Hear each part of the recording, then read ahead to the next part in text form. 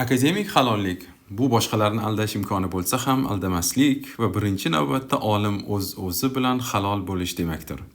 Ilmiy ishda shunday vaziyat yuzaga keladiki, ma'lum bir argumentni isbotlaydigan yoki unga qarshi chiqadigan dalillarni to'liq faqat siz bilasiz. Sohadan tashqari olimlar esa bu nozik jihatlardan xabardor bo'lmasligi mumkin.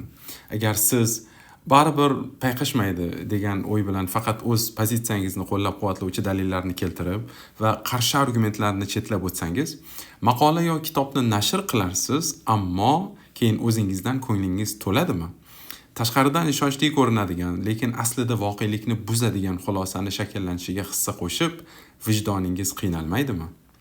Halollikni yana bir muhim jihati natijasizlikni tan olish. Ilmiy tadqiqot doim ham siz ilgari surayotgan gipotezani tasdiqlamaydi. Ko'p mehnat, katta ma'lumotlar, mablag' va vaqt sarflangan bo'lishi mumkin, lekin natija yo'q bo'lishi ham mumkin. Bu mag'lubiyat emas, bu ilmiy jarayonning o'zi. Yaqinda bir nemis tadqiqotchisining ma'ruzasida qatnashdim.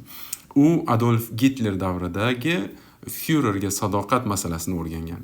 1,5 milliondan ortiq hujjat tahlil qilingan, 15 nafar yordamchi jalb etilgan, katta resurs sarflangan, lekin u hozircha aniq xulosaga kela olmadik. Ma'lumotlar anomal deb aytdi. Mana shu akademik halollik. Ilm o'zingiz to'g'ri deb bilgan pozitsiyani himoya qilish emas, balki men yanglishgan bo'lishim mumkin degan ehtimolni ham tan olishdir. Otabek Akromov